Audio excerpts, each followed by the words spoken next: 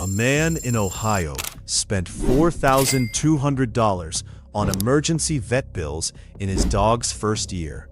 Not because the dog got sick, but because he picked the wrong breed for a beginner. This video is the list he wishes someone had shown him first. I'm not going to waste your time telling you dogs need love and walks and vet visits. You already know that.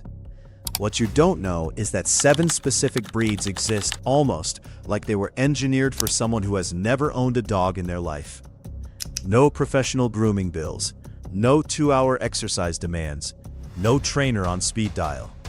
Just a dog that fits into a normal American life without turning it upside down.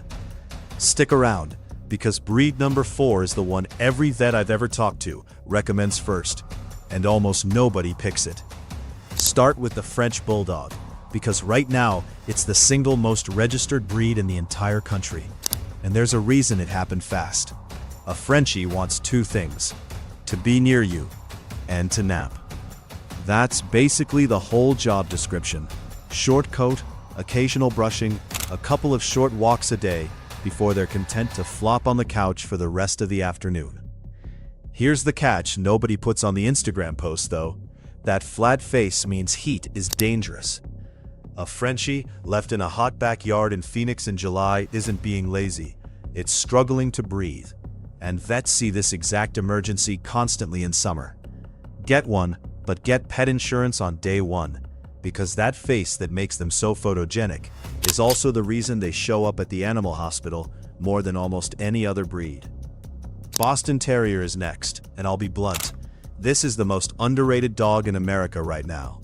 People call it America's gentleman for a reason.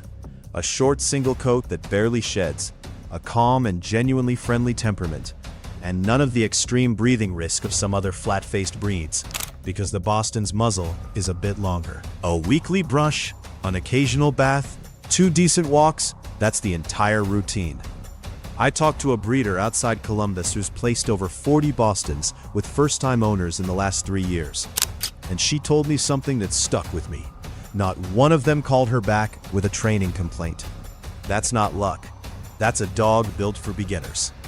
Then there's the Greyhound, and this one surprises everyone.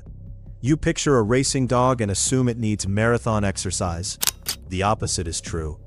A retired racing Greyhound is hands down one of the laziest dogs you will ever bring into your home. They're built for one thing: a short, explosive sprint, followed by 20 hours of sleeping on your couch like a throw pillow that occasionally sighs. Short coat, minimal grooming, calm and gentle indoors.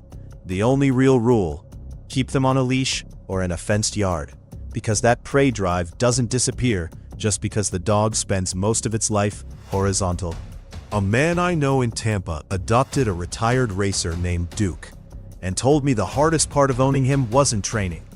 It was convincing people at the dog park that yes, this 70-pound Greyhound really is this chill all the time. Here's breed number 4, the one I promised you. The Cavalier King Charles Spaniel. Ask any vet what they'd put a first-time owner in, off the record, and this name comes up constantly. 13 to 18 pounds, a silky coat that needs a few brushes a week, and a temperament so gentle it borders on absurd. These dogs were bred for centuries to do one job: sit in the lap of British royalty and be adored. They never stopped doing that job. Moderate walks, minimal training drama, genuinely good with kids and other pets. The only real downside?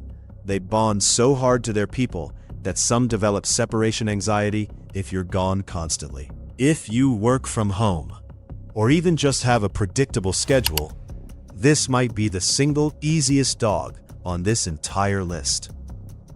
Basset Hound deserves its own paragraph just because of how committed this breed is to doing nothing quickly. Long ears, sad eyes, a slow, deliberate waddle that looks like it's auditioning for a nursing home commercial. And underneath all that, a gentle, patient, remarkably low-drama dog. A leisurely walk is genuinely enough exercise. They can be a little stubborn in training, sure, but that stubbornness comes with zero aggression behind it. If your idea of a perfect Saturday involves a dog snoring next to you on the couch rather than demanding a 5-mile run, the Basset is your dog. Chihuahua makes this list, and people always argue with me about it because they picture a yappy dog that's hard to train. Here's what actually happens with a Chihuahua. Smooth-coated ones need almost no grooming at all. They're comfortable being left alone for stretches during a workday, far better than most small breeds.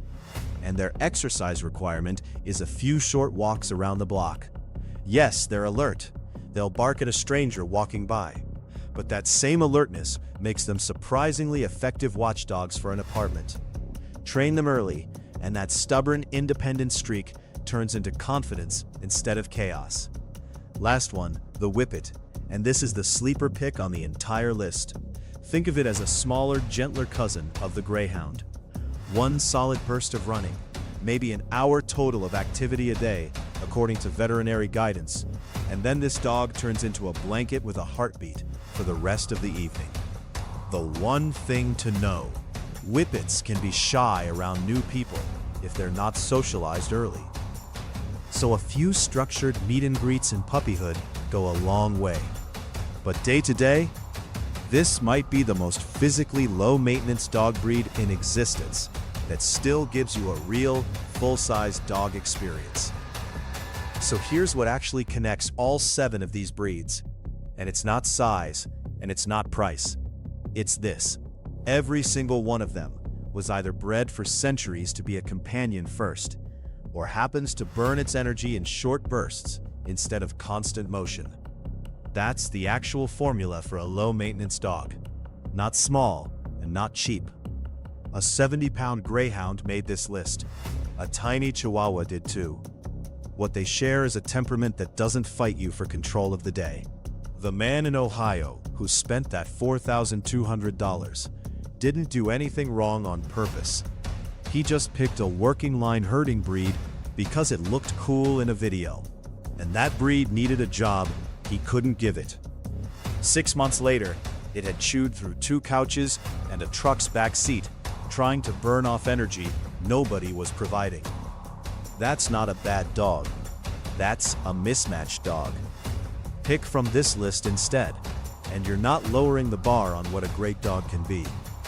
You're just finally getting the version of dog ownership people keep pretending is easy for everyone.